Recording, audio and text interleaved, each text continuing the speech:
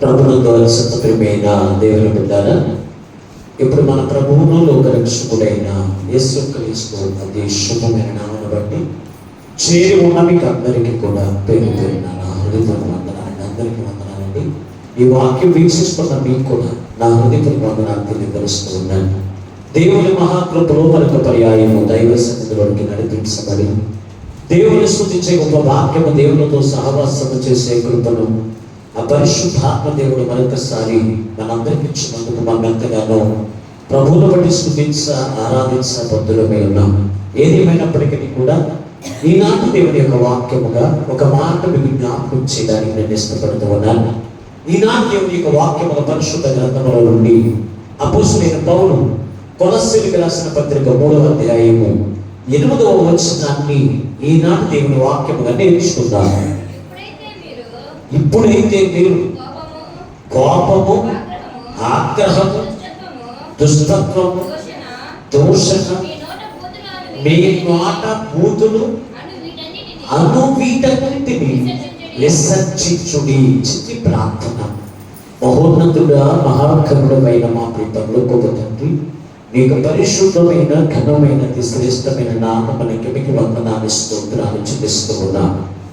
ఎంతవరకు నీ కృప చొప్పున పాడిన పాటల ద్వారా అలాగే ఆరాధన ద్వారా నీ నామమునకు మహిమ తెచ్చుకున్నారయ్యా. కొద్ది సమయం నీ విలువైన వాక్యమును ధ్యానం చేస్తూ ఉండగా చేరి ఉన్న ప్రతి హృదయమును మీరు చూస్తూ ఉన్నారు.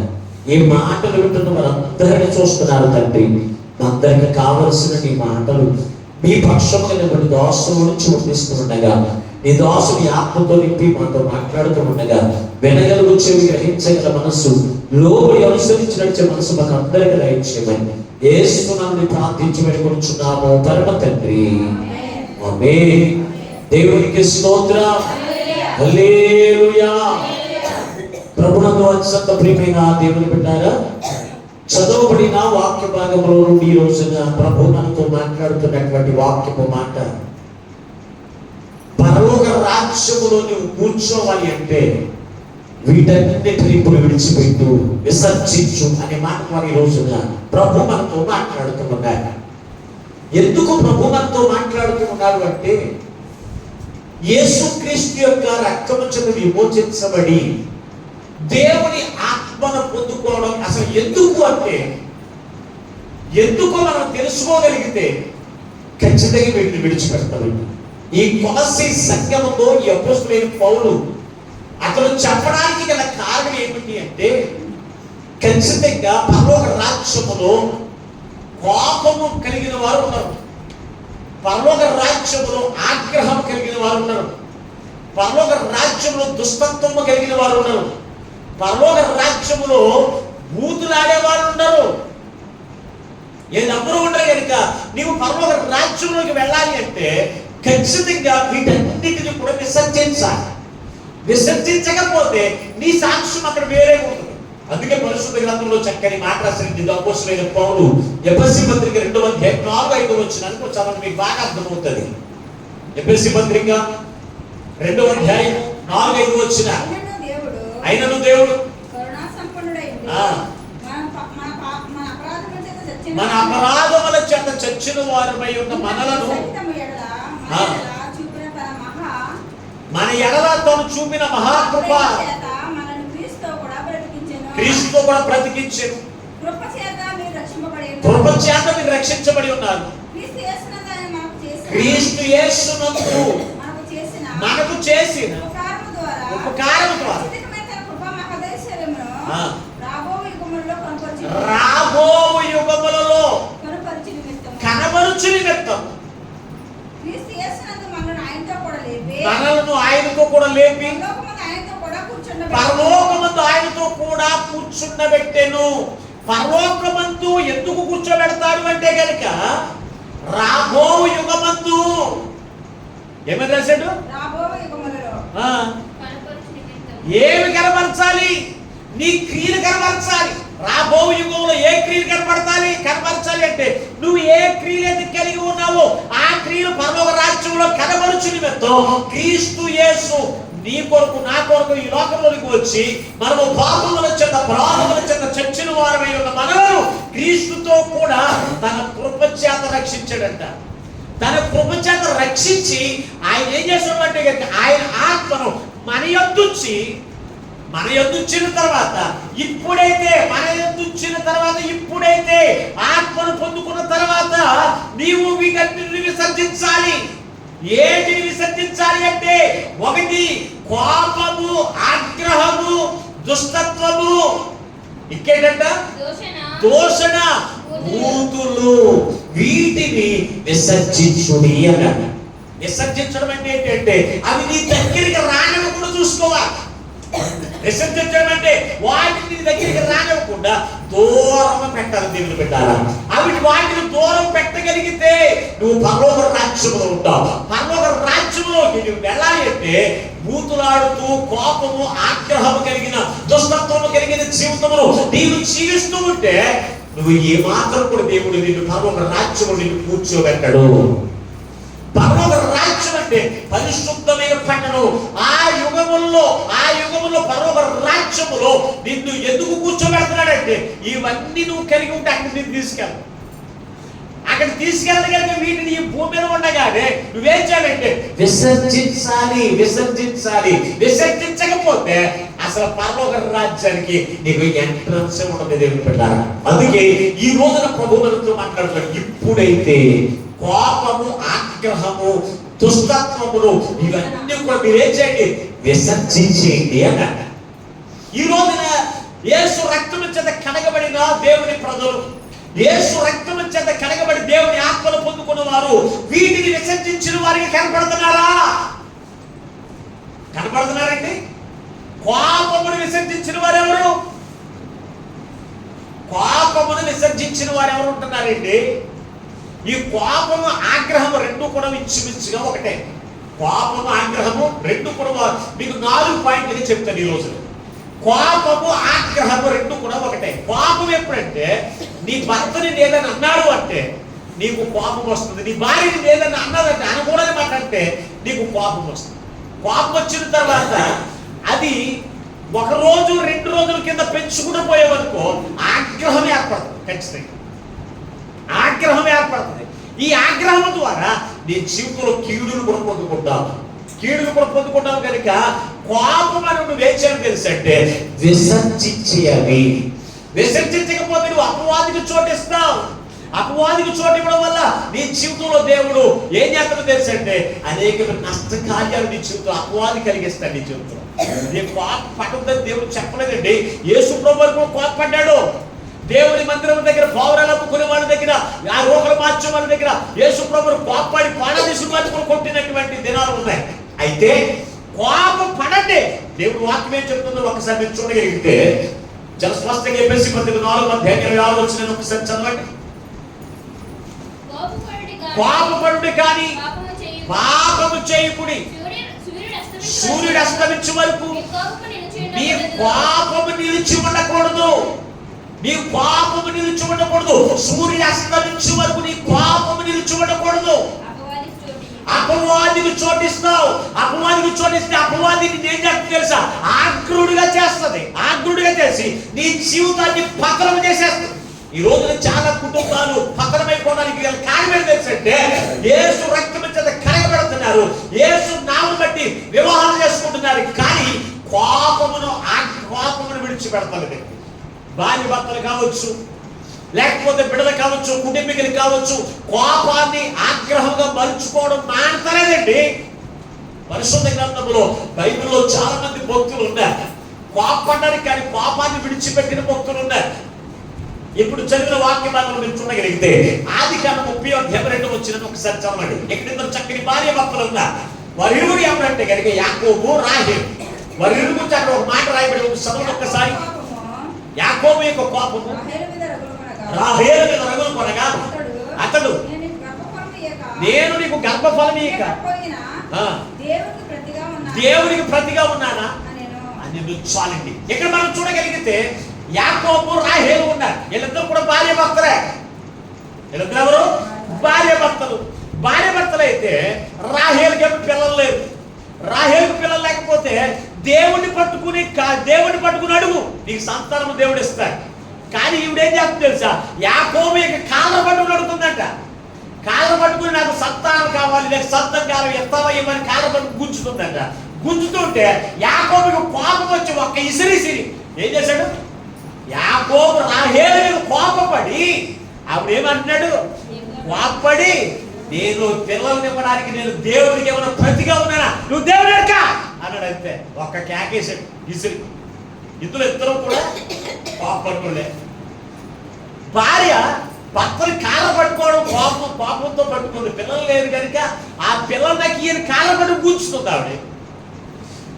ఈయనేం చేశాడు? ఆమె కోపపడి ఆవిడ ఒక ఇసిరి దేవుడు పట్టుకోవడం మానేసి నన్ను ఎందుకు పట్టుకుంటా, కాళ్ళ పట్టుకుంటాం అని చెప్పి ఈయన కూడా ఇసిరాడు. ఇద్దరు కూడా కోపపడ్డారు. ఇద్దరు కోపపడినప్పుడు ఈ పాము ఎప్పటి వరకు ఉంచుకున్నారంటే రాత్రి కాలంకి విడిచిపెట్టేశారండి భార్య భర్త. దేవునికి స్తోత్రం. ఆ ఇద్దరు భార్య భర్తలు రాత్రి అయ్యేసరికి కోపాన్ని విడిచిపెట్టి మరణాలు ఇద్దరు కాపురం చేసుకోవడం మొదలెట్టారు. దేవుని ప్రజలకు ఉండవలసిన లక్ష్యం అది ఉంటుందండి. ఈ రోజున దేవుని సన్నిధికి వస్తున్నారు, యేసు రక్తం కింద కరగబడ్డావు, దేవుని ఆగ్రహం పొందుకున్నావు, కోపాన్ని ఎందుకు విడిచిపెట్టావు? దాని ఆగ్రహం ఎందుకు మర్చుకోవు? ఎందుకు మర్చుకుంటావు? నీకు ఆగ్రహం ఎందుకు మర్చుకుంటున్నావు నువ్వు? ఇప్పుడు ఆయన అన్నాడు కోపపడుడి కానీ పాపము చేయొద్దు. కోపపడుడి కానీ మీరు పాపము చేయొద్దు. సూర్యుడు అస్తమించే వరకు మీ కోపములు నిలవనివ్వదని దేవుడు చెప్తే ఆయన మాట లెక్క చేయకుండా పగలబట్టుకుని ఒక రోజు కాదు, 2 రోజులు కాదు, నెలలు దొరబడుతారండి. తాసుకోములాగా ఒక్కొక్కరు 2 రోజులు, 4 రోజులు బట్టి ఇంకా ఆగ్రహం పెంచేసుకుంటారు. భర్తకి ఆగ్రహం పెంచేస్తారు, భార్యకి ఆగ్రహం పెంచేస్తారు. ఇదేనా దేవుడికి నేర్పించింది? పరలోక రాజ్యం వెళ్ళిపోతే ఎక్కడ నువ్వు కోపించుకున్నావు అలవాటైపోతే పరలోక రాజ్యం వెళ్ళి ఎవరి మీద కోపించుకుంటావు? అక్కడ కోపించుకునే వాళ్ళు ఉన్నారా? కోపాన్ని ఏం చేయాలంటే విసర్జించాలి. వద్దా నా దగ్గర నిలవడానికి వీళ్ళది కోపని దాన్ని విడిచిపెట్టేటువంటి వారికి ఉంటే పరలోక రాజ్యంలో నిన్ను చేర్చుకుంటాడు ఆయన. అంతేకాని నాకు కోపం ఎక్కువ, నేను కోపం పట్టుకుని ఏలాడతానంటే కుదరదండి. దేవుడు అలా ఒప్పుకోడండి.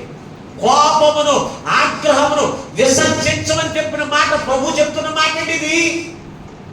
తన సేవకుల ద్వారా ప్రభు ఏమర్థం మాట్లాడుతూ ఉండగా దేవుడి మాట దేవుడి ప్రజలకు ఏమైనా లెక్క ఉంటుందా? వాక్యమే నా జీవితం మాది అన్నట్టుగా జీవిస్తూ ఉన్నారు. ఇంకా పరలోక రాజ్యంలో నువ్వు ఎలా కూర్చుంటావు? పరలోక రాజ్యంలో నిత్యం ఆయనతో కలిసి ఎలా ఆనందించగలుగుతావు? ఎప్పుడు ఆలోచన చేస్తారా ప్రియమైన దేవుని బిడ్డారా? కోపపడండి, దాన్ని ఆగ్రహం మార్చుకోవద్దు. ఇంకా యాకోబుకున్న లక్షణం మీరు చూడగలిగితే అక్కడ 31వ అధ్యాయం 36 వచ్చినప్పుడు చదవండి. ఆదికాండం 31వ అధ్యాయం 36 వచ్చిన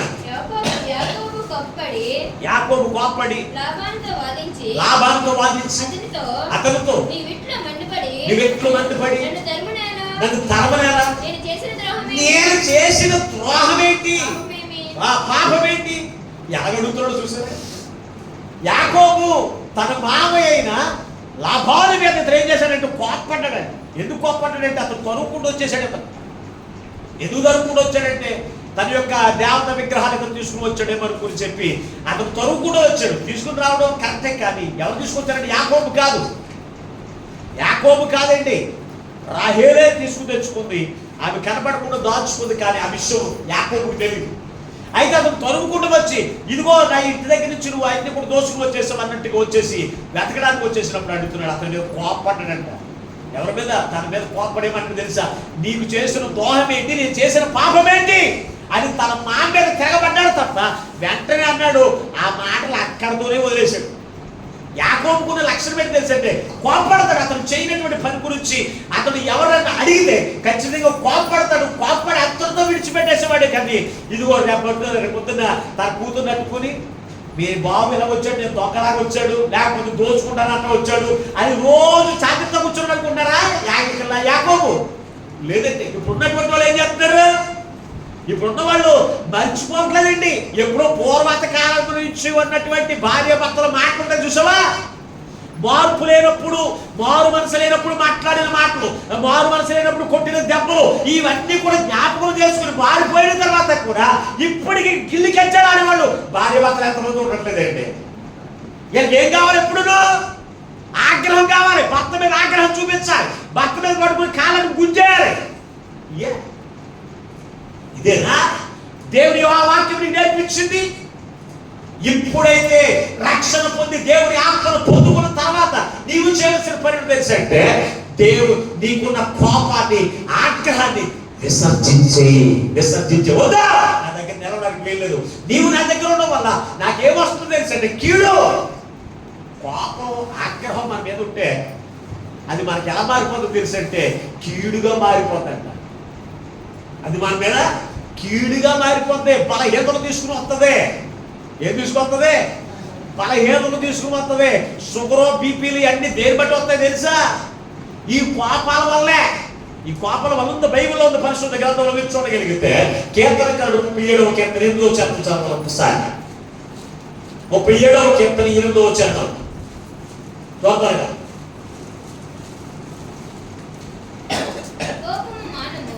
కోపము మానుము, ఆగ్రహం విడిచిపెట్టుము, వ్యసన పడకము. ఏంటంట? అది కీడుకే కారణం. వ్యసన పడకం అంటే ఏంటి చెప్పండి? కోపము మానము, ఆగ్రహము విడిచిపెట్టము, అది వ్యసనమునికే. వ్యసన పడకము అది కీడుకే కారణం. వ్యసన పడకం ఏంటంటే ఆలోచించడం.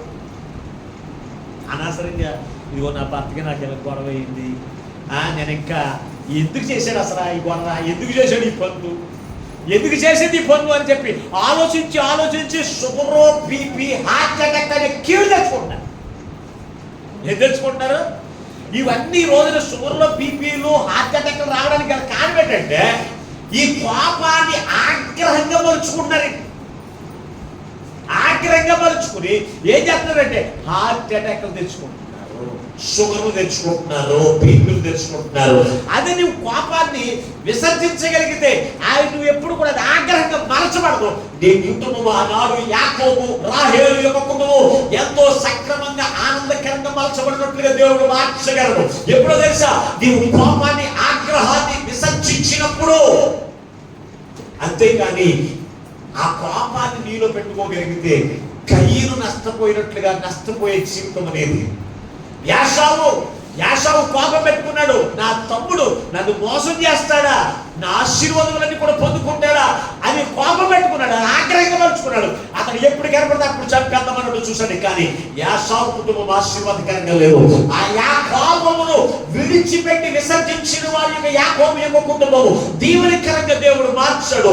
యాకోబు యొక్క వంశంలో నుంచి లోక రక్షకుడైన యేసుక్రీస్తు ప్రభువు ఈ లోకంలోకి ఆయన జన్మించగలిగాడు. కనుక కారణం ఏంటి అంటే కనుక కోపమును విసర్జించిన జీవితం యాకోబుది. ఈ రోజు నీ జీవితంలో ఎంతవరకు కోపమును విసర్జించే మనసునికి ఉందా? నాకు చాలా కోపం అండి, నాకు చాలా కోపం. ఎవరన్నా లేనిపోని మాట్లాడితే ఏదైనా అప్పటికప్పుడైనా మాట్లాడేస్తాను, విడిచిపెట్టేస్తాను అంతే. ఇప్పుడు నా భార్య కావచ్చు, నా పిల్లలు కావచ్చు, ఎవరైనా సరే, సంఘ బిడ్డలు కావచ్చు, ఎవరైనా సరే వారు దేవుడికి వ్యతిరేకంగా నడిచినప్పుడు, ప్రవర్తించినప్పుడు ఖచ్చితంగా కోపపడతానండి. కానీ ఆ కోపాన్ని అంతటితో విడిచిపెట్టేస్తాను. మరలా నేను ప్రేమతోనే వాళ్ళు పలకరిస్తాను, ప్రేమతో పలకరిస్తానండి. ఈ రోజున మరి అటువంటి జీవితం మనం కలిగి ఉంటేనే పరలోక రాజ్యానికి వెళ్తాం. అంతేకాని కోపాన్ని పట్టుకుని ఆగ్రహం కలిగిన జీవితం నువ్వు జీవిస్తూ నాకు పరలోక రాజ్యంలో నాకు టికెట్ ఉందనుకునేటువంటి భ్రమలో ఉండొద్దు. భ్రమలో ఉండి ఈ రోజునే కోపాన్ని, ఆగ్రహాన్ని విడిచిపెట్టకపోతే పరలోక రాజ్యంలో నువ్వు ఉండవు. పరలోక రాజ్యం వెళ్ళి నీ భర్త మీద కోపగించినట్టు దూతల మీద కోపగిస్తారంటే కుదరదా? కుదురుతుందా? దూతల మీద కోపగిస్తే అక్కడి నుంచి దూత దండేస్తా నేను ఎక్కడికి కిందకి దండేస్తా కనుక ముందుగా ఇక్కడ ఏం చేయాలి? నువ్వు కోపాన్ని విడిచిపెట్టు. లేకపోతే ఇక్కడ అలవాటైపోతే కోపము, ఆగ్రహం కలిగిన జీవితం ఇక్కడ అలవాటైపోతే అక్కడ కూడా అదే ప్రవర్తన, అక్కడ మార్చుకోవడానికి ఇంకా అవకాశం ఉండదు.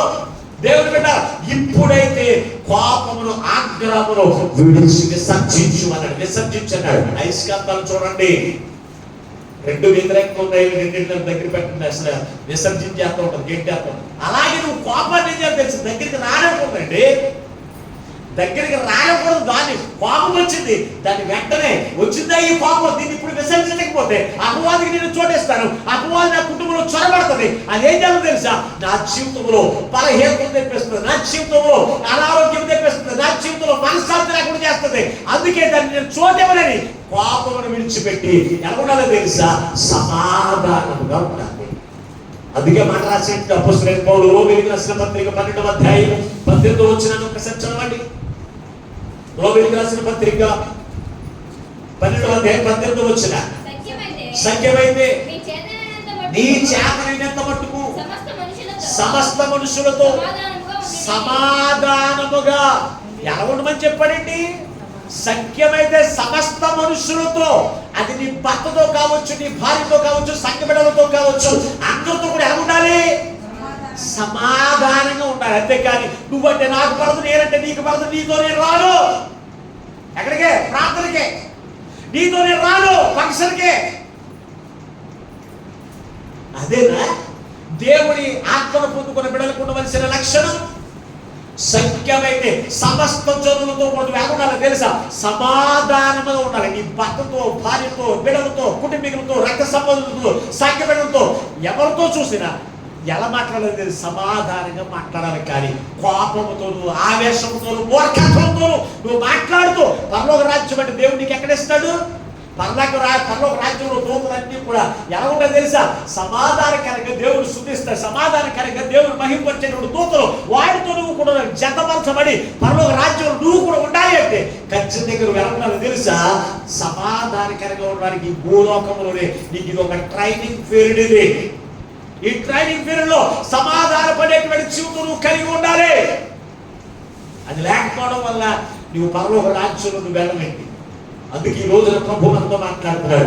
నా బాప్తిసం తీసుకున్నావు మంచిదే, దేవుని ఆత్మను పొందుకున్నా, కోపాన్ని, ఆగ్రహాన్ని విడిచిపెట్టగలిగవా?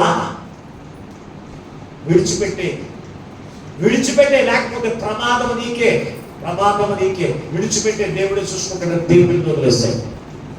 దేవుడి మీద వదిలేసి సమాధానంగా మాట్లాడడానికి చూడండి. అంతే కుదరకపోతే అది ప్రభు చేతికి, ప్రభు యొక్క నిర్ణయానికి విడిచిపెట్టండి తప్ప మీరు ఏమాత్రం కూడా కోపపడి ఆగ్రహం చూపి నీవే నష్టపోతా. కయ్యను కోపపడి ఏం చేశాడు తెలుసంటే దేశ దెబ్బరైపోయాడు. ఆగ్రహం చేసుకున్నాడు తన సహోదరుడి మీద, దానివల్ల దేశ దెబ్బరైపోయాడు. ఆగ్రహం తెచ్చుకోవడం వల్ల దేశ దిమ్మరైపోవడం, ఆగ్రహం తెచ్చుకోవడం వల్ల ఇదిగో మన జీవితాల్లో ఇదిగో ఆరోగ్యం కోల్పోవడం, ఆయాస పడిపోవడం, అలాగే హార్ట్ అటాక్ తెచ్చుకునేటువంటి జబ్బులు, మన కీడు తెచ్చుకునేటువంటి జీవితం మన మీద ఉండకూడదనే ఉద్దేశంతోనే ఆ కోపాన్ని, ఆగ్రహాన్ని విసర్జించమన్నాడు దేవుడు. వాటిని విసర్జించడం వల్ల నీకు మేలు, పరలోక రాజ్యం యొక్క భాగ్యాలు అనుభవించగలుగుతాం. మొట్టమొదటిగా. రెండవదిగా చూస్తే దుష్టత్వము. ఒకటి కోపము, ఆగ్రహము విసర్జించాలి.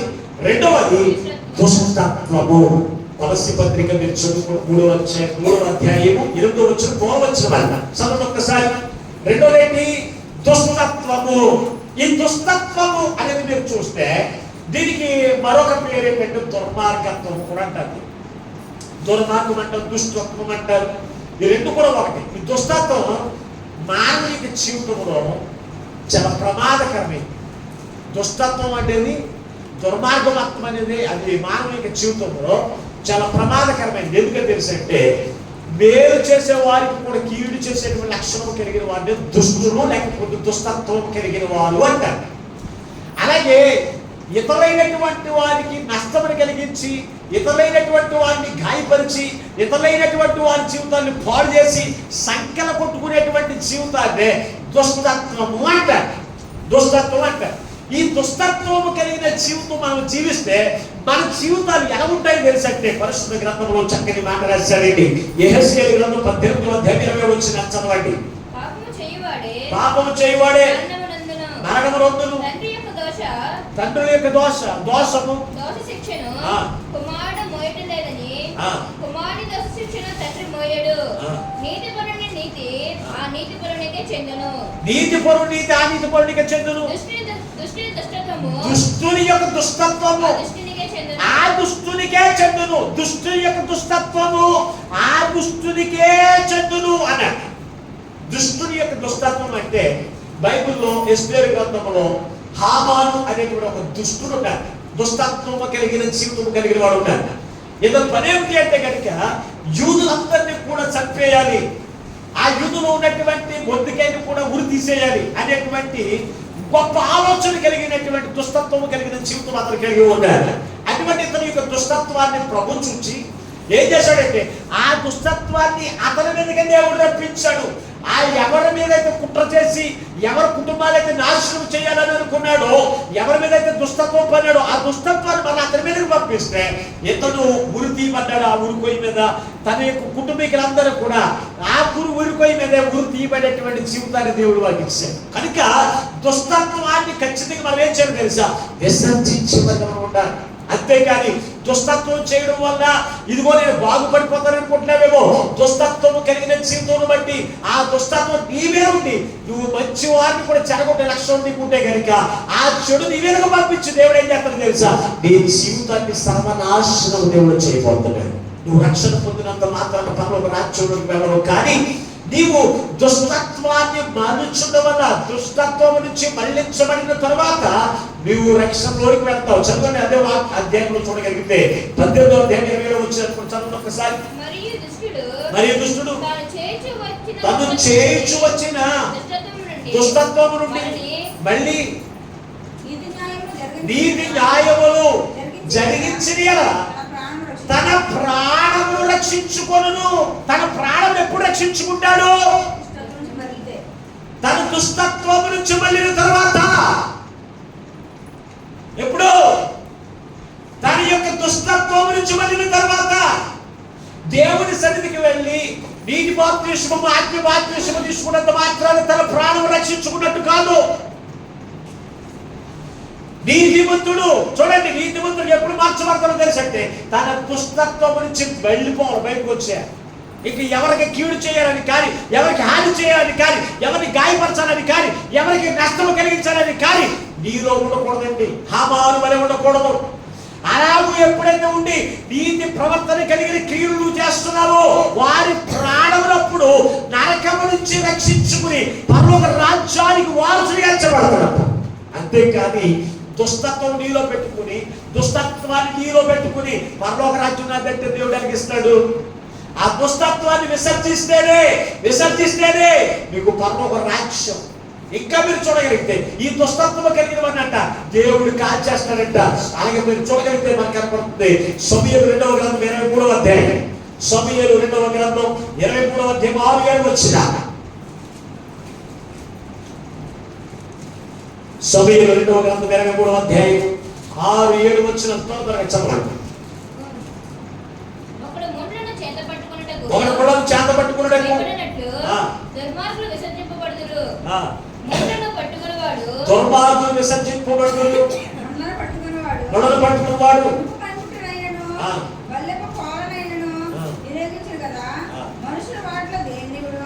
మనుషులు వాటిలో దేనిని విడవక అంతయు ఉన్న చోటనే దేనికి వెళ్తారు చెప్పండి? మనుషులు దేనికి వెళ్తారు? ముళ్ళుని కాల్చారు.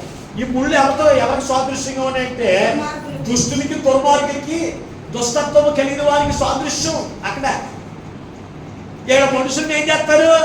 గాయపరుస్తారు. మనుషులు ఏం చేస్తారు? గుచ్చుతూ ఉంటారు. మాటల ద్వారా, క్రియల ద్వారా, ప్రవర్తన ద్వారా, ఆలోచన ద్వారా మనుషులు ఏం చేస్తారు తెలుసా? ఎప్పుడు కూడా గాయపరుస్తారండి. అందుకే వాళ్ళని ముళ్ళతో పోల్చాడు. ఈ ముళ్ళుని మనుషులు ఎలాగైతే అగ్ని మంటలో వేసి ఎలాగైతే కాల్చేస్తారో, ఎవరైతే దుష్టత్వము కలిగిన జీవితం కలిగి ఉంటారో, రక్షణ పొందిన తర్వాత దుష్టత్వాన్ని ఎవరైతే విసర్జించకుండా ఉంటారో వారిని దేవుడు నరకంలో నిత్యము కూడా ఏం చేస్తాడంటే కాలుస్తుంది. దేవునికి స్తోత్రం. ఈ దుష్టత్వము కలిగిన వారిని, ఈ దుష్టత్వము కలిగిన జీవితము కలిగిన వారిని దేవుడు పరలోక రాజ్యంలో కూర్చోబెట్టడండి. మనం అనుకుంటూ ఉంటాం స్వర్గం నాదే, పరలోక రాజ్యం నాదే అనుకుంటాం. దుష్టత్వం కలిగిన వాడిని పరలోక రాజ్యంలో స్వర్గంలో కూర్చోబెట్టగలిగితే వాళ్ళందరినీ కూడా దుష్టుగా మార్చేదా? అందుకే దుష్టత్వాన్ని మీరు ఏం చేయండి? విసర్జించండి అన్నాడు. దుష్టత్వాన్ని విసర్జించకపోతే దేవుడి సేవకుల ద్వారా దీవించబడవు. అపోస్తుల కార్యముల గ్రంథం 3వ అధ్యాయం 26 వచ్చిన.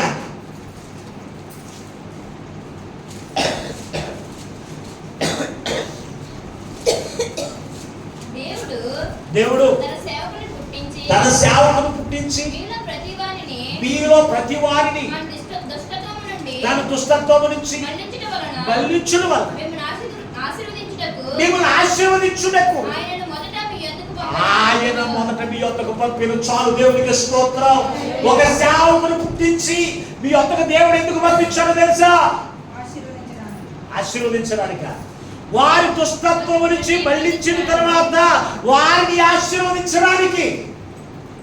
దేవుని ఆశీర్వాదము దేవుని బిడ్డల మీదకి ఎప్పుడు వస్తుందో తెలుసా అంటే, ఆ సేవకుల ద్వారా నువ్వేం చేయాలో తెలుసా? దేవుని వాక్యం ద్వారా నీలో ఉన్నటువంటి దుష్టత్వం నుంచి మళ్ళించబడి నీతి క్రియలు కలిగిన జీవితం, నీతి ప్రవర్తన కలిగిన జీవితం ఎప్పుడైతే నువ్వు జీవిస్తావో ఆ సేవకుడిని ఆశీర్వదిస్తే ఖచ్చితంగా నువ్వు జీవించాలి. అంతేకాని మాస్టర్ గారండి ఎన్నో సంవత్సరాల నుంచి నా గురించి ప్రార్థన చేస్తున్నారండి, మీరు అసలు దీవెన అనేదే కనపడతారు ఎందుకంటే ఏమొస్తుంది? నీ సేవకుల ద్వారా ఆశీర్వాదం నీ మీదకి రావాలి అంటే ఆ సేవకుల ద్వారా ముందు నీకున్నటువంటి దుష్టత్వం నుంచి మళ్ళించబడాలి. ఎన్ని సంవత్సరాల వాక్యం విన్నా దుష్టత్వం విడిచిపెట్టవే, ఎన్ని సంవత్సరాల వాక్యం విన్నా కోపం విడిచిపెట్టవే, ఆగ్రహం మానుకోవే. ఎలా వస్తుంది దీవెన? ఎలా వస్తుంది ఆశీర్వాదం? ఎప్పుడైనా గమనించారా దేవుని విన్నారా? ముందు దుష్టత్వం నుంచి మళ్ళించబడిన తర్వాతే నిన్ను దీవించడానికి దేవుడు తన సేవకుడు పుట్టించాడు. సేవకుడు పుట్టించి ఆ సేవకుడు ద్వారా నువ్వు దీవించబడాలి అంటే ముందు నీవు ఆ సేవకుడు ద్వారా దుష్టత్వం నుంచి మళ్ళించబడితే ఖచ్చితంగా నీ పరిశుద్ధమైన జీవితంలో బట్టి దేవుడు నిన్ను ఆశీర్వదిస్తాడు ఖచ్చితంగా. దేవునికి స్తోత్రం. కనుక దేవుడు విన్నారా, ఎంతవరకు దుష్టత్వం విడిచిపెట్టకుండా నాకు దీవెన రాలేదని చెప్పే బాధలో వ్యాధుల్లో దుఃఖంలో ఉండి ఈ రోజున ప్రభు నీతో మాట్లాడుతున్నాడు. ఆ సేవకుడు దుష్టత్వం నుంచి మళ్ళించబడాలని నువ్వు చూసుకో. ఈ రోజున సేవకుడు దుష్టత్వం నుంచి మళ్ళించే సేవకుడి దగ్గరికి రాలేదు చాలా మంది. ఎక్కడికి వెళ్తారో తెలుసా? నువ్వు ఏ దుష్ట కార్యాలు చేసినా, ఏ పాపిష్టి పనులు చేసినా నువ్వు పర్వాలేదని ఇక్కడ జరగబెట్టుకుంటారు. ఏది చేసినా పర్వాలేదు, ఎలా నడుచుకున్నా పర్వాలేదు, ఎలా ప్రవర్తించినా పర్వాలేదు అన్న కదా సేవకులు అక్కడ ఎంతో మందో జరుగుంటారు. దుష్టత్వం నుంచి విడిచిపెట్టేటువంటి బాధ చేసే కదా జనాలు తక్కువ ఉంటారండి. ఎందుకో తెలుసా? దుష్టత్వం వారిని విసర్జించడానికి వాళ్ళు ఇష్టపడరు. అందుకే రోజున ప్రభు మనతో మాట్లాడుతున్నాడు. దేవుడిని ఆశీర్వదించాలంటే దేవుడు పుట్టించిన సేవకుల ద్వారా దుష్టత్వం నుంచి నువ్వు మళ్ళించబడితే నువ్వు దీవించబడతావు, నువ్వు ఆశీర్వదించబడతావు. అందుకే దుష్టత్వాన్ని విసర్జించమన్నాడు. ఆ దుష్టత్వం నీలో ఉండడం వల్ల నీకు ఆశీర్వాదం లేదు. ఆ దుష్టత్వం నీలో ఉండడం వల్ల నీ ఆత్మ నరకంలో ఉంటుంది. నీ ఆత్మ నరకంలో ఉండకుండా ఉండాలి అంటే దుష్టత్వాన్ని నువ్వేం చేయాలి? విసర్జించు. ఇప్పుడైతే అందుకే ఇప్పుడైతే రక్షణ పొందిన తర్వాత ఇప్పుడు ఇష్టవంతుడు జీవించావు, ఇష్టవంతుడు ప్రవర్తించావు, ఏ సురక్తం నుంచి విమోచించబడిన తర్వాత నీకు ఇష్టవంతుడు జీవించడానికి కుదరదు, నీకు ఇష్టవంతుడు ప్రవర్తించడానికి కుదరదు. ఎలా ప్రవర్తించాలి అంటే కనుక కోపమును ఆగ్రహమును విడిచిపెట్టే వారిగా ఉండాలి. దుష్టత్వమును ఏం చేయాలి? విసర్జించే అసలు దగ్గరికి రానివ్వడానికి వీలు లేదు. అలాగే ఈ రోజున సంఘం ఎలా ఉంటుందో తెలుసా? సంఘం ఏది అడిగితే దేవుడు వారిని ఇచ్చేస్తూ ఉంటాడు. దుష్టత్వం నుంచి విడిచిపెట్టగలుగుతాం. మూడవదిగా మనం చూస్తే దూషణ. మూడో మాట మీరు చూస్తే ఏముంది? దూషణ అనేది వేరు, బూతులు అనేది వేరు. బూతులు వేరు, దూషణ వేరు. బూతులకి దూషణకి అసలు తేడా ఏమిటి అంటే కనుక ఇతరులైనటువంటి వారిని దూషించడం వేరు. దూషించడం అంటే ఎలాగంటే కనుక నువ్వెందుకు పనికి రావు, ఏమి చేయలేవు, నీ వల్ల కాదు అని దూషించడం. అంటే ఇక్కడ దూషణ అనేది దేవదూషణ ఉంది, మనుష్య దూషణ కూడా ఉంది. ఇక్కడ దేవదూషణ ఎలా జరుగుతుంది మనుషులు అంటే కనుక యేసు రక్తం చెంత కడగబడి పరిశుద్ధాత్మను పొందుకున్న వారందరూ కూడా ఎవరు పొందుకున్నారు తెలుసంటే దేవుణ్ణి ధరించుకున్నవారు. దేవుణ్ణి ధరించుకున్న వారిని ఇంకో దేవుని ధరించుకున్నవాడు తిట్టొచ్చండి? తిట్టకూడదు. మీకు బాగా అర్థం అవడానికి పరిశుద్ధ గ్రంథంలో మీరు చూడగలిగితే చక్కని మాట అక్కడ రాయబడి చూడండి ఒకసారి. రాజుల 2వ గ్రంథము 19వ అధ్యాయము 2-3 చదవండి ఒకసారి. రాజుల 2వ గ్రంథం 19వ అధ్యాయం 3-4 వచ్చిన మీరు గోనె పట్ట కట్టుకుని అతనితో ఇట్లనిరి, హిజ్కియా సెలవిచ్చినదేమనగా ఈ దినము శ్రమయు శిక్షయు దోషణయు గల దినము. పిల్లలు పుట్టవచ్చును కానీ కనుటకు శక్తి చాలదు. జీవము కలిగిన దేవుని దూషించుటకు అష్షూరు రాజైన నీ దేవుడిని యెహోవా ఒకవేళ ఆలకించి నీ దేవుడిని యెహోవాకు వినబడి ఉన్న ఆ మాటలను బట్టి ఆయన అష్షూరు రాజుకు గద్దించనేమో. కాబట్టి నిలిచిన శేషము కొరకు హెచ్చుగా ప్రార్థన చేయము. మీరు హెచ్చుగా ప్రార్థన చేయము. ఎవరనండి? హిజ్కియా చక్రవర్తిని ఎవరు తిడుతున్నారు? అష్షూరు రాజు తిడుతున్నాడండి. అష్షూరు రాజు ఎవరిని?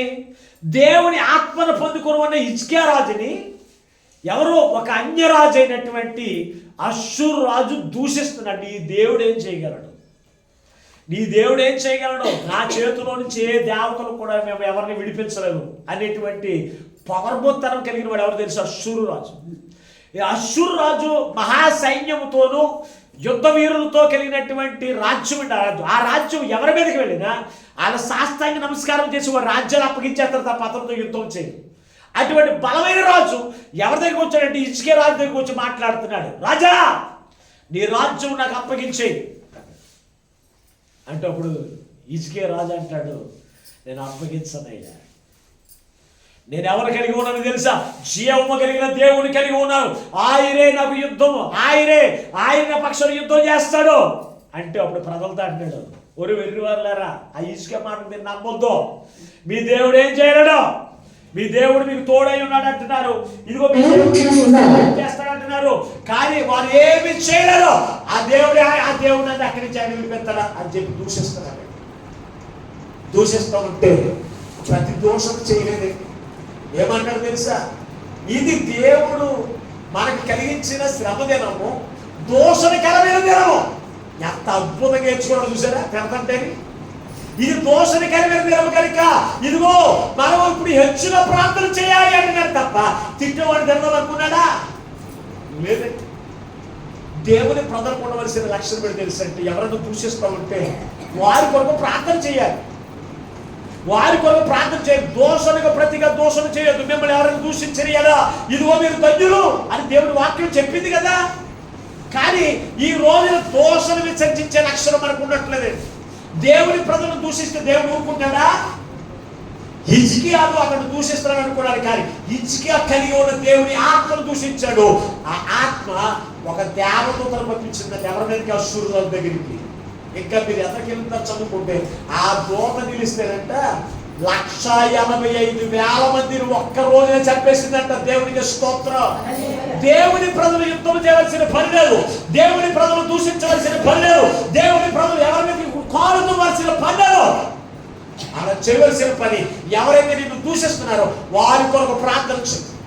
వారి కొరకు ప్రార్థన చేయి. వారి మార్పు గురించి, వారు దేవుని తెలుసుకునేటట్టు వారి గురించి నువ్వు ప్రార్థన చేయి. దేవుడే చూసుకుంటాడు. అంతేకాని నిన్ను దోషం చేయమని ఎవరు చెప్పాడు? దోషంనే ఏమన్నాడు దేవుడు? విసర్జించామంటే దీన్ని ఎవరన్నా తిడితే ఊరుకోవే. ఊరుకుంటారండి? ఇప్పుడు దేవుని మందిరానికి వస్తున్నారు రక్షణ పొందిన వారు, ఇంకో రక్షణ పొందిన వారు ఎవరైనా తిడితే ఊరుకుంటున్నారు? అప్పుడు మూడో కాళ్ళు ఏమిస్తున్నారా? కర్రలో కత్తులించుకుని మరి తిట్టడానికి మరి గడిపోరు. ఇక పరలోక రాజ్యం నీకెక్కడెత్తాడు? పరలోక రాజ్యంలో నువ్వు వెళ్ళగలుగుతా? వెళ్ళవు. హిజ్కియా దూషించిన వారిని దూషించలేదండి, ప్రార్థన చేసేదండి. అతనికి బూతులు రావంటే రావండి, రావు. దేవుని ఆత్మను పొందుకున్నవారు దోషణకరమైన మాటలు విసర్జించాలి కానీ దూషించే లక్షణం నీకు ఉండకూడదండి. మరొక రాజు ఉన్నాడు. ఆయన పేరు మనం చూడగలిగితే పరిశుద్ధ గ్రంథంలో సమూయేలు మొదటి గ్రంథం 17:26 మనం చూడగలిగితే ఇక్కడ కూడా ఫిలిష్తీయులు ఎవరి మీదకి వచ్చారు అంటే కనుక ఇశ్రాయేలు ప్రజల మీదకి వచ్చారు. అందులో గొల్యాతు అనేటువంటి దావీదు జీవము కలిగిన దేవుని సైన్యములను తిరస్కరించుటకు ఈ సున్నత లేని ఈ ఫిలిష్తీయుడు ఎంతటి వాడో వాడిని చంపి చాలు. ఇక్కడ మనం చూడగలిగితే ఫిలిష్తీయులు అన్నప్పుడు గొలియాతు 9 అడుగుల 6 అంగుళాల ఎత్తు కలిగిన గొలియాతు ఉన్నాడు. ఇతను జీవము కలిగిన దేవుని ప్రజలను దూషిస్తున్నాడంట. ఏమని? మీరు ఆ పార్టీ వాళ్ళు, మీరు ఆ పార్టీ వాళ్ళు, ఇదిగో ఎవడన్నా తప్పుంటే నా మీదకి రండి, నన్ను చెప్పండి, నన్ను చంపితే మేమందరం మీకు దాసులు అవుతాం, నన్ను చంపకపోతే మీరు అందరూ కూడా దాసులు అయిపోవాలి. నాకని ఒక రోజు కదా, రోజు పొద్దున్నే రావడం తిడతాం, పొద్దున్నే రావడం తిడతాం. ఇశ్రాయేలు ప్రజలు అక్కడ జోలికి వెళ్ళాక నోరు కూర్చుని చూస్తున్నారు అక్కడ అందరూ. అప్పుడు కొన్ని జుండుగట్లు తయారు చేసి, ఎవరో దావీదు తండ్రి, ఒరే మీ అన్నీలు పలానా చోట ఉద్యోగం చేస్తున్నారు కదా, ఈ పట్టుకెళ్ళి జుండుగట్టు వాళ్ళకి ఇవ్వంటారు అని చెప్పి పంపించాడు తండ్రి. ఎస్ఐ పంపిస్తే పట్టుకెళ్ళాడు కాదు, వచ్చి రోజు తిడతాం ఇవన్నీ కూడా చూశాడు. ఒక్కసారి చూసి ఇతనికి మండింది, మండి ఏమంటాడు తెలుసా, ఏది జీవము కలిగిన దేవుని ప్రజలను దూషించుటకు తిరస్కరించుటకు ఈడేపాటి వాడు అంటాడు. ఎంత ఉన్నవాడిని, 9 అడుగుల 6 అంగుళాల ఎత్తు కలిగిన వాడిని, 12 ఏంటి ఇతను ఎంత ఉన్నాడు, 12 సంవత్సరాల బాలుడు, ఈడేపాటి వాడు అంటాడు. ఈడేపాటి వాడు దేవుని ప్రజలను దూషించడానికే అన్నాడు. ఆయన ఏం చేశాడంట, రాయి తీసుకున్నాడు, గుడిసెలో పెట్టి తిరిగి ఆకుని చచ్చిపోతాడా. ఈ 5 రాళ్ళు, 5 వాగ్దానం తీసుకుపోయి దెబ్బ తిరిగి పడిపోయింట.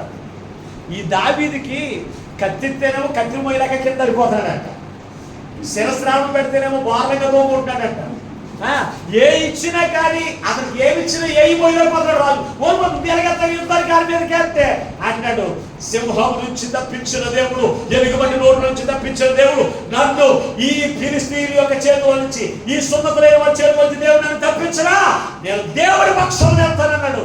దేవుడి పక్షాన్ని దేవుడి యొక్క నామం బట్టి ప్రార్థన చేశాడంతే. ఒక్క దెబ్బను పడిపోయి దేవుడి నామం పెట్టుకుంటే, యేసు నామం బట్టి నిన్ను దూషించిన వారిని నువ్వు కొట్టక్కర్లేదు, యేసు నామం బట్టి ప్రార్థన చేయి, దేవుడే చూసుకుంటా నీ పక్షాన్ని. నీ శత్రువుని దూషించిన వారిని దేవుడిని ఎదుట నిలవలేవడా. అందుకే దోషణకు ప్రతి దోషణ నువ్వు చెయ్యొద్దు అని దేవుడు చెప్తే, ఈ రోజున ఆ మాట అసలు నమ్మేవాళ్ళు ఎవరు ఉంటున్నారు? నమ్ముతున్నారండి. నమ్మితే ఖచ్చితంగా దూషించడం మానేస్తారండి. నమ్మరోలే దోషనికి నువ్వు పలానా మాట అంటే నువ్వు ఊరుకుంటానని నువ్వు ఇంకో మాటలు మాట్లాడతావు. బాప్తిజం తీసుకున్న వాళ్ళు నువ్వు తిట్టేస్తావు, బాప్తిజం తీసుకున్న వాళ్ళు వాళ్ళు తిట్టేస్తారు. అంటే ఎవరు తిడుతున్నారు వీళ్ళిద్దరు? దేవుని దూషిస్తున్నారు. దేవుని దూషించడం వల్ల, వీళ్ళిద్దరి వల్ల దేవుని నామం కూడా దూషించబడుతుందంట. పరిశుద్ధ గ్రంథంలో రాశాడు, చదవండి ఒకసారి. పరిశుద్ధ గ్రంథం మీరు చూడగలిగితే యెహెజ్కేలు గ్రంథం 20వ అధ్యాయము 9వ వచనం.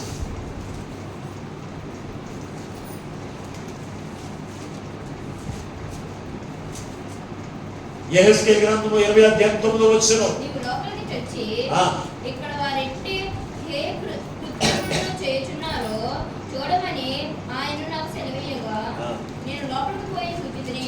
అప్పుడు ప్రాకీణ సకల జంతువులు ఆకాశములలో, హేయమైన మృగులను ఆకాశములలో, అనగా ఇశ్రాయేలు దేవతల విగ్రహం అయితే ఏ అన్యజనుల ఎదుట నన్ను నేను బయలుపరచుకుంటున్నాను, ఏ అన్యజనుల మధ్య వారు ఉండేరో ఆ అన్యజనుల వారు అన్యజనుల ఎదుట వారు నన్ను బయలుపరచుకుంటుని, నా నామమునకు దోషణ కలగకుండుటకై, నా నామమునకు దోషణ కలగకుండుటకై అలాగు చేయటం మాని ఆ జనులు చూచుండగా దేవుని నామమునకు దోషణ కలిగించే పనులు మనం చేయకూడదండి. దేవుని నామమునకు దోషణ కలిగించే పనులు, క్రియలు మనలో ఉండకూడదండి. ఇప్పుడు నీవు తిట్టుకోవడం వల్ల ఎవరి నామం దూషించబడుతుంది? దేవుని ప్రజలైనా, దేవుని రక్షణ పొందిన వారైనా, దేవుని మందిరానికి బైబిల్ పట్టుకుని వెళ్తున్న వారైనా ఎలా బూతులు అనుకుంటున్నారు? ఆయన పక్కనున్న వాళ్ళు ఎవరు తిడతారు తెలుసా? దేవుని నామాన్ని దూషించాలి. అందుకే దోషణ విసర్జించమన్నాడు దేవుడు. దేవుని యొక్క నామం బట్టి దోషణ మనం ఏం చేయాలంట? విసర్జించే. ప్రియదర్శిని విసర్జించడానికి వెళ్ళిపోయావా? దేవునికి స్తోత్రం, హల్లెలూయా. దేవుని బిడ్డలారా, ఏం విసర్జించాలి అంటే దోషణ అనేది విసర్జించేయాలి. అంతేకాని నువ్వు దోషణకు ప్రతి దోషణ చేసే లక్షణం నీలో ఉండకూడదు. వాక్యం ఏడుపు కలిగేస్తుందా? దేవునికి స్తోత్రం. దేవుని వాక్యం మరొక మాట మాట్లాడుతూ ఒకసారి పరిశుద్ధ గ్రంథంలో చూస్తే ఎఫెసీయులకు రాసిన పత్రిక 4:31 వచ్చిన ఎఫెసీయులకు రాసిన పత్రిక 4:31 వచ్చిన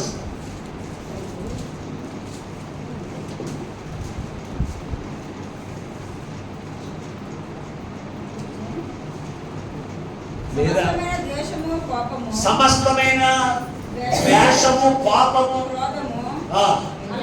అల్లరి, దూషణ, సకలమైన దుష్టత్వము ఏం చేయాలంట?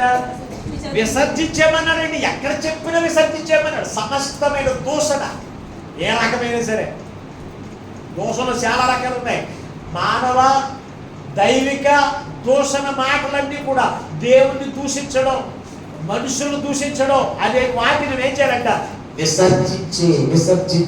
విసర్జించకపోవడం వల్ల దూషించడం వల్ల ఆనాడు ఎవరు? అష్షూరు రాజు యొక్క హతమైపోయాడు. అష్షూరు రాజు హతమైపోయాడండి. అంతేకాదు దేవుడు పెట్టారా, అంతేకాదు గొలియాతు దూషించడం వల్ల ఒక చిన్న బాలుడు దేవుని నామముని ప్రార్థన చేస్తే గొలియాతు హతమైపోయాడు. దూషించిన వారు ఎవరు కూడా పరిశుద్ధ గ్రంథంలో అడ్రస్ లేకుండా పోయారు. ఈ రోజున మరి దూషించే నీవు పరలోక రాజ్యంలో అడ్రస్ కావాలంటే ఎలా వస్తుంది? ఆ పరలోక రాజ్యంలో అడ్రస్ లో నువ్వు ఉండాలి అంటే ఖచ్చితంగా దోషులను నువ్వేం చేయాలి తెలుసా? విసర్జించే లక్షణం నీలో ఉండాలి. చివరిగా ఒక మాట మీకు జ్ఞాపకం చేసి వాక్యాన్ని ముగిస్తా. పరిశుద్ధ గ్రంథంలో మనం చూడగలిగితే సమస్తమైన బూతులు మనం ఏం చేయాలంటే విడిచిపెట్టే. బూతులు ఆడకూడదు. మనం ఏమాడకూడదు? బూతులను మనం ఏం చేయాలి? విసర్జించమన్నారు. సమస్తమైన బూతులు విసర్జించమన్నారు. ఈ రోజున రక్షణ పొందిన వాళ్ళు బూతులు ఆడతారు ఏదన్న వాళ్ళు చేతులు ఎత్తండి. ఇక్కడ ఉన్నవాళ్ళు మాట్లాడేవాళ్ళనా? దేవుడికి స్తోత్రం. అంటే బూతులు ఇంకా వదలలేదు మీరు. బూతులు ఇంకా వదలలేదు. బూతులు ఆడిన వాళ్ళ పరిస్థితి ఎలా ఉన్నాయో తెలుసా? పరిశుద్ధ గ్రంథంలోను ఒక్కసారి మీరు చూడండి. ఒక్కసారి సమూయేలు మొదటి గ్రంథం 20వ అధ్యాయం 30 వచ్చిన సమూయేలు మొదటి గ్రంథం 20వ అధ్యాయం 30 వచ్చిన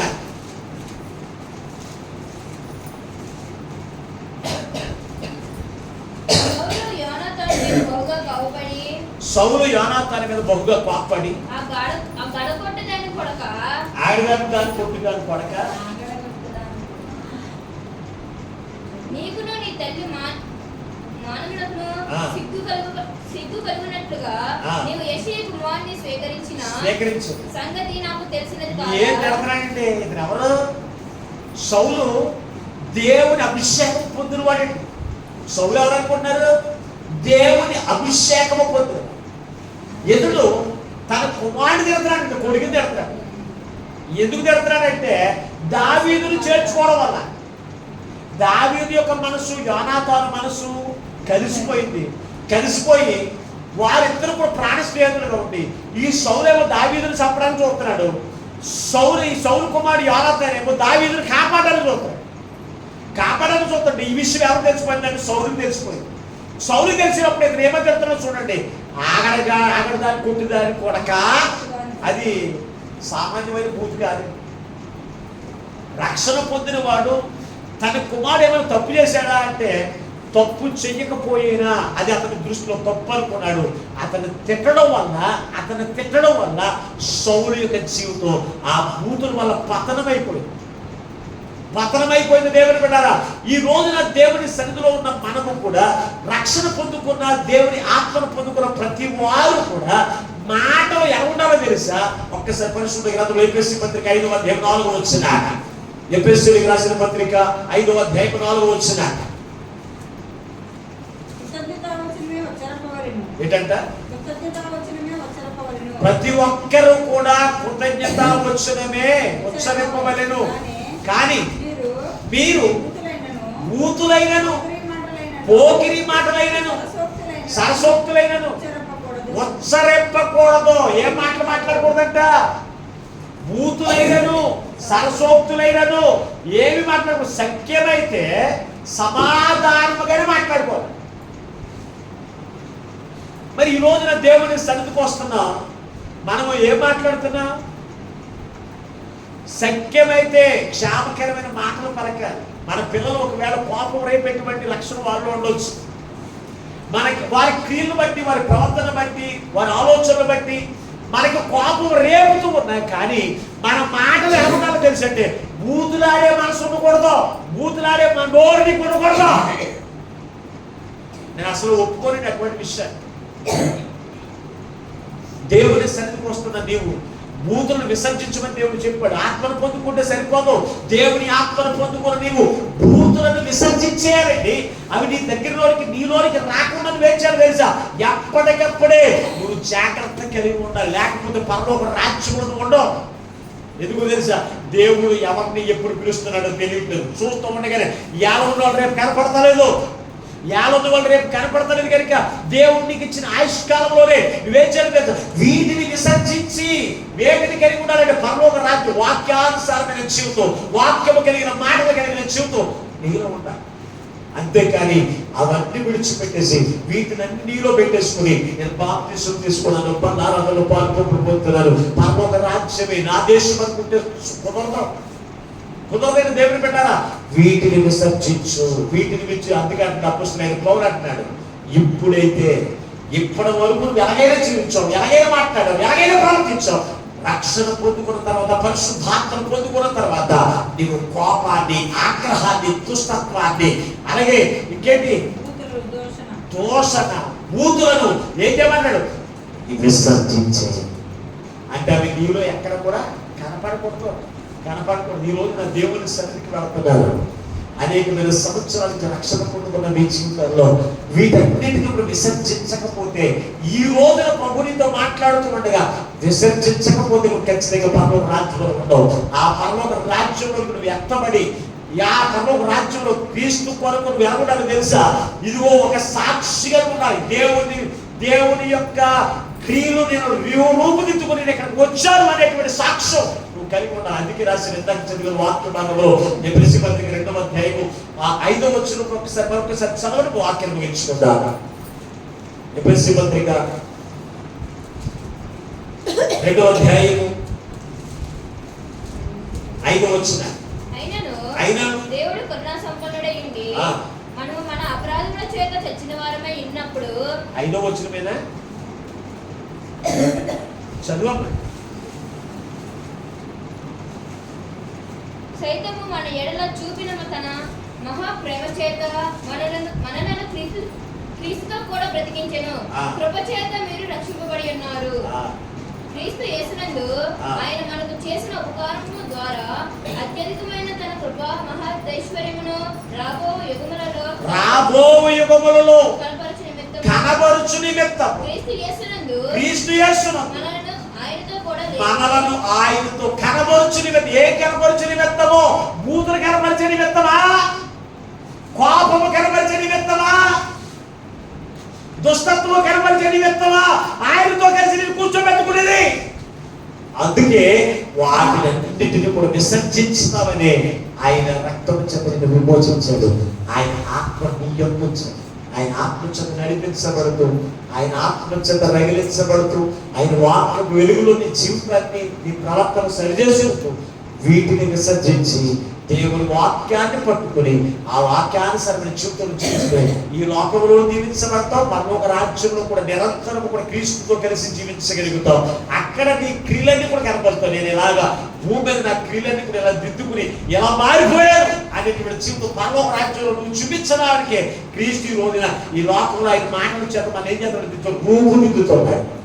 ఈ రూపు నీకు రాకపోతే వాటిని విసర్జించమన్నవి విసర్జించుకుంటూ నీలో పెట్టుకుంటే పరలోక రాజ్యం ఎంట్రన్స్ కూడా ఉండదని సంగతి నువ్వు గుర్తెరిగి ఈ రోజు ప్రభు నీతో మాట్లాడుతుండగా వీటిని విసర్జించి దేవుని వాక్యాన్ని పట్టుకుని వాక్యము వెలుగులో నీ జీవితాన్ని సరిచేసుకుని దేవుని యొక్క రాకడ కొరకు ఆయుధపడే జీవితం పొందుకోండి. అందుకే క్రీస్తు నీ కొరకు నా కొరకు పరలోక రాజ్యంలో తీసుకున్నదానికి ఆయన క్రీస్తు నీ కొరకు నా కొరకు శ్రమపడి చచ్చిన వారిని, పాపముల చేత అపరాధముల చేత చచ్చిన వారిని క్రీస్తుతో కూడా బ్రతికించడానికి తన కృపైశ్వర్యం చొప్పున మనం బ్రతికించిందేమో తెలుసా. ఆయనతో కలిసి కూర్చోబెట్టుకోవడానికి, ఆయనతో కలిసి కూర్చోబెట్టుకుని మన క్రియలన్నీ ఆయన చూపించి ఆ క్రియల ద్వారా ఆయన ఆనందింప చేయడానికి ఆయన నీ కొరకు నా కొరకు ప్రాణం పెట్టుకుని దేవుడున్నారా. ఎంతలోకి ఆయన ఎందుకు ఈ లోకంలోకి వచ్చాడో తెలియక నీ ఇష్టానుసారమైన జీవితంలో ఇష్టానుసారమైన ప్రవర్తిస్తాడు కనుక ఈ రోజు ప్రభు నీతో మాట్లాడుతున్న నీ క్రియలు, నీ ప్రవర్తన దిద్దుకుని పరమ రాజ్యానికి వారసులు కండి. అంటే కృపా వాక్యమున పరిశుద్ధాత్మ దేవుడు ఈ మాటలు వింటున్న బిడ్డలందరికీ అనుగ్రహించుగాక. ప్రార్థన చేసుకుందాం. కమల వంశం ప్రభు మనతో మాట్లాడిన ప్రతి మాటను బట్టి దేవా ఈ రోజు నీవే మా మధ్య నుండి దిగువచ్చు వేసి నువ్వు మాతో మాట్లాడావు. నువ్వు మాతో మాట్లాడావు నాయన. ఇప్పుడైతే కోపము, ఆగ్రహము, దుస్తత్వము, దూషణ, బూతులు విసర్జించవలెను అని చెప్పి అపోస్తలుడైన పౌలు ద్వారా నువ్వు మాతో మాట్లాడావు. వీటిని విసర్జించకపోతే నాయన, వీటిని విసర్జించకపోతే పరలోక రాజ్యములు నేను ఉండలేనే. ఆ పరలోక రాజ్యం నాకు కావాలి. ఆ పరలోక రాజ్యములు నిరంతరం నీతో కూర్చుని అయ్యా, ఆ యుగంలో నా క్రియలు కనబరచు నిమిత్తమే నన్ను రక్షించుకున్నాను. నా క్రియలు పరలోక రాజ్యములో కనబరచు నిమిత్తమే నీ ఆత్మ నా యందు తండ్రి. అయినా నేను గ్రహించిన వారిని, నేను తెలుసుకున్న వారిని వీటిని విసర్జించగా నాలోనే పెట్టుకుని తండ్రి, నువ్వు నన్ను దీవించట్లేదే, నన్ను ఆశీర్వదించట్లేదే అయ్యా, నాకు కావలసింది అనుగ్రహించట్లేదే అని నిన్ను దూషిస్తూ దుష్టుడిగా ఉండిపోయాడు. అంటే నాతో మాట్లాడవు తండ్రి. అయ్యా, వీటిని విసర్జించి నీ వాక్యమును పట్టుకుని తండ్రి, నూతనమైన క్రియలతో, నూతనమైన ప్రవర్తనతో, నిరంతరం ధ్యానంలో పోలిన జీవితంలో జీవిస్తూ నీతో కలిసి ఆనందింపజేసే జీవితం నాకు ప్రసాదించండి. ఎవరికి వారి ప్రభువుని అడగండి, ప్రార్థన చేసుకుందాం. మహోన్నతుడ, మహాకరుడమైన మా ప్రీతంలోకి తండ్రి, నీ పరిశుద్ధమైన నామమున కిందకి వందనాలు, స్తోత్రాలు. ఎంతవరకు నీ అమూల్యమైన మాటలు చేత నీవే అందరితో మాట్లాడాలి. అవునయ్యా, వ్యర్థమైన మాటలు ఏ బిడ్డలు కూడా వ్యర్థంగా విడిచిపెట్టకుండా ప్రతి వారి హృదయంలో నీరు కింద ఫలింపచేసి అయ్యా, వీటన్నిటిని విసర్జించి నీతో కలిసి నిరంతరం జీవింపజేసే ధన్యతను ప్రతి బిడ్డలకు అనుగ్రహింపజేసి మీరు మహిమను పొందమని మా ప్రభువును లోక రక్షకుడైన యేసు నుండి ప్రార్థించి వేడుకొనుచున్నాము పరమ తండ్రి. ఆమేన్. దేవుడు మిమ్మల్ని అందరిని దీవించుగాక.